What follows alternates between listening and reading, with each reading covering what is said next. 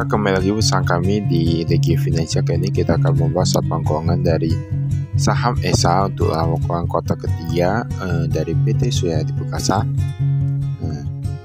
Di sini ada disebutkan untuk yang presiden direkturnya yaitu Kanis Laroya, kemudian direkturnya yaitu Prakash Chanbun dari PT Surya Hadi Perkasa. Alamat kantor ada di BS Bank Tower lantai 18 di Jakarta. Nah, ini ada di BS Bank Tower ya. Kita lihat ini asetnya. Ini dalam bentuk dolar ya. Kasnya kemarin tahun lalu ada sekitar 147 juta dolar, menurun sedikit menjadi 87 juta dolar. Investasi pada obligasi hampir sama di sini 5 juta dolar. Utang usaha, utang usaha ini untuk pihak berelasi menurun drastis dari 57 juta dolar menjadi 14 juta dolar. Persediaan 29 menjadi 23 menurun juga ya. Lalu kita lihat aset lancar dari 261 juta dolar menjadi 147 juta dolar. Ini ada untuk bagian investasi pada obligasi juga yang aset tidak lancar ya. Kemarin ada 5 juta dolar, sekarang udah gak ada. Total asetnya dari 831 juta dolar menjadi 760 juta dolar, artinya dia menurun ya asetnya ya. Utang usaha menurun sedikit, saya agak banyak sih, 23 juta dolar menjadi 15 juta dolar. Lalu kita lihat yang utang bank. Nah, utang bank kemarin ada 1 juta, sekarang udah agak ada di sini katakan, tapi untuk yang jangka pendek. Yang jangka panjang masih ada ya, jangka panjang bahkan 177 juta dolar menjadi 80 juta dolar. Untuk total liabilitasnya dari 300-an juta dolar menjadi 200-an juta dolar. Kalau 200-an juta dolar itu kurang lebih berapa tuh? Nah, kurang lebih 3 triliunan ini ya. Kemudian jumlah ekuitas. Nah, jumlah ekuitas berarti ekuitasnya masih lebih tinggi daripada liabilitasnya, dari 525 menjadi 543. Bahkan tadi hutangnya menurun, berarti cukup bagus nih karena ekuitasnya meningkat dan bahkan ekuitasnya masih lebih besar daripada hutangnya. Pendapatan. Nah, pendapatannya anjlok. Pendapatannya kemarin 500-an juta dolar, sekarang menjadi 200-an juta dolar. Pokok pendapatan menurun juga karena pendapatan menurun, jadi otomatis bebannya menurun. Beban penjualan menurun drastis dari 2,7 juta dolar menjadi 300-an ribu dolar saja. 300-an ribu dolar itu paling kurang lebih 5-6 miliar gitu lah, 4-5 gitu. Kita lihat laba bersih periode berjalan masih ada 12 juta dolar ya, dari 166 juta dolar. Kalau kita lihat 1 juta dolar kan 15 miliar. Kalau 12 jutaan dolar itu paling 180-90 gitu ya. Nah, jadi itu dikali lagi kalau lebih 15.000, tergantung mau pakai kurs berapa. Ini yang kepala pemilik entitas induk ada 9 juta dolar, 9 jutaan dolar, ratusan jutaan dolar. Nah, jadi memang labanya itu agak anjlok. Tapi nanti kita lihat untuk yang tahunannya. Ini kan masih kuartal ketiga. Ini harus dari operasional, ada investasi.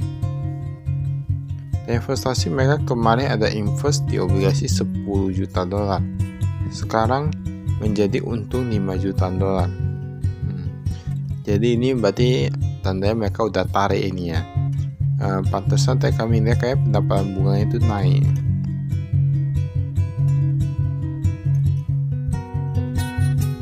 Ini manajemennya.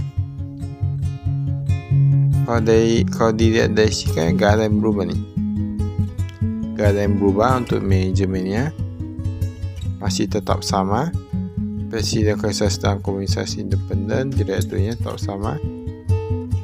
Ini entitas ya, anak usahanya. Wah, ini ada yang meningkat.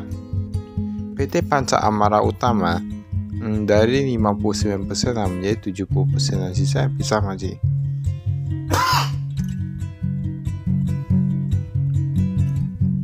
Ada PT Setsum juga, jasa konsultasi bisnis dan manajemen.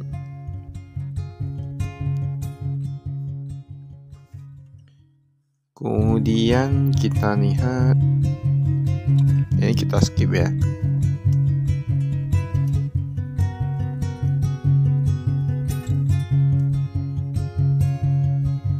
Ini kita skip.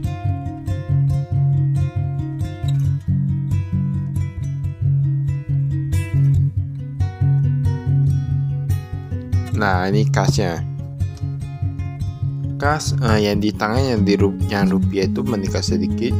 Dari $58.000 dia $60.000. Nah, tapi kalau yang untuk dolar AS ini meningkat nih dari $49.000 menjadi $240.000. Kalau lebih meningkat 4 kali lipatan lebih gitu ya. Nah, 4 kali lipatan lebih. Nah, ini nggak tahu nih sebenarnya mereka mau pakai untuk apa ya nih. Misalnya kas di tangan tuh mereka ambil cukup banyak. Tapi kalau mau dibilang nikahi rupiah pun sama juga sih. Nggak tahu banyak. Untuk yang Bank UOB Indonesia, nah ini ketika pendapatan menurun drastis, kita lihat kasnya menurun drastis. Kemarin taruh di bank, makanya ini dolar AS 50 juta menjadi 40 juta, 63 juta menjadi 31 juta. Bank Negara Indonesia, Bank Mandiri semua kasnya menurun. Bank CTBC, UOB, DBS semua menurun. Nah, itulah dampaknya kalau misalnya penjualan menurun. Tapi kalau mau dibilang sebenarnya hampir apa ya? Ini kita lihat dulu. Pihak berelasi $57 juta menjadi $14 juta. Nah, ini berarti Genesis Corporation udah bayar. Nah, makanya menurun piutangnya. Ini pihak berelasi, masih ada hubungan. Pihak ketiga ini meningkat, PT Pertamina Patraniaga $5,9 juta, $1 juta 15.000, jadi paling kurang lebih 80-an miliar gitu ya. Persediaan ini pun menurun banyak nih. Amonia $12 juta menjadi $9 juta. LPG juga berkurang. Propana, kondensat meningkat yang kayaknya.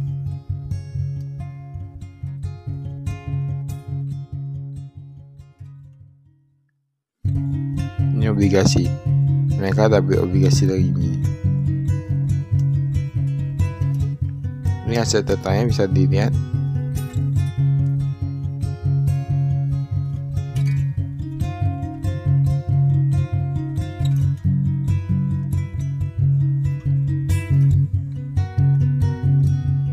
Ini kita skip.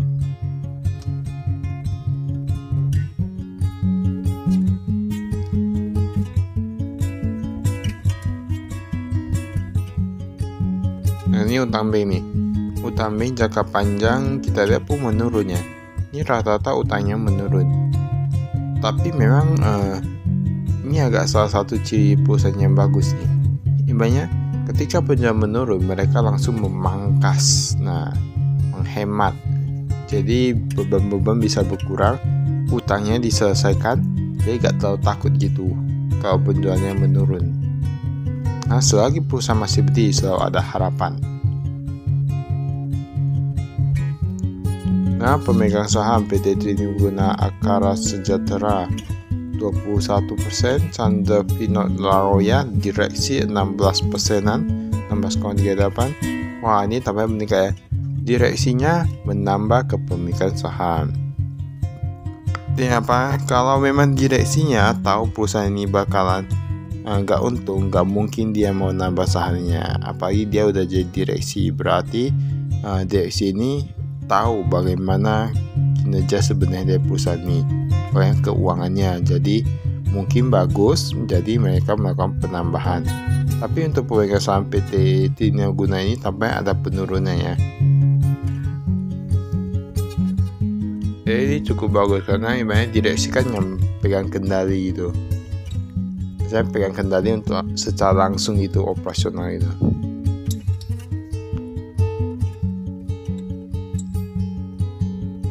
Ini beban-bebannya, wah, Ini jasa manajemen berkurang dari 18 miliaran menjadi 5 miliaran. Dan nanti kita lihat ini jasa manajemen apa nih? Dari pihak mana nih? Jangan orang sendiri atau gimana? Gajinya meningkat. Pada penjualan menurun, gajinya meningkat luar biasa. Kita lihat juga ini sebenarnya gajinya termasuk yang top management atau untuk yang karyawan biasa atau gimana? Jika semua dicampur dan ternyata porsinya itu lebih banyak ke top management itu nggak gitu apa ya? Nah, nampak nih jasa manajemen PT Akara Internasional pemegang saham.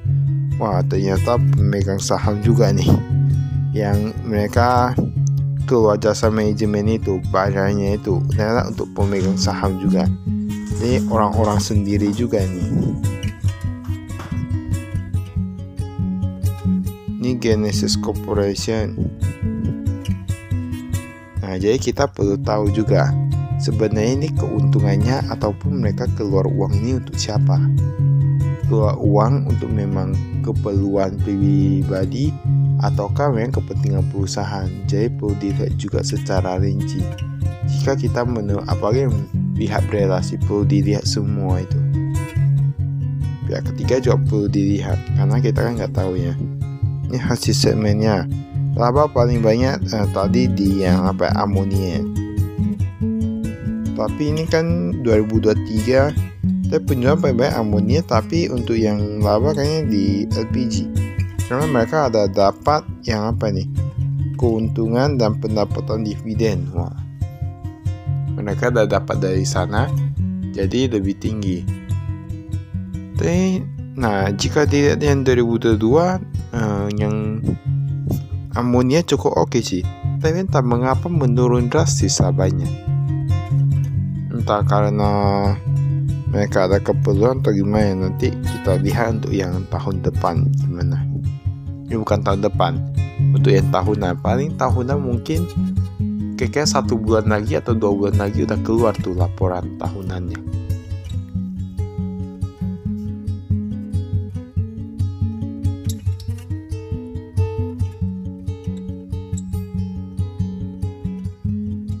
Ini udah ulang-ulang ya. Ini udah pernah. PT Sepcem jasa konsultasi. Ini persen kepemilikannya udah dikatakan semua nih. Tampaknya udah habis. Baiklah, itu saja dari kami. Sekian, terima kasih. Salam investasi.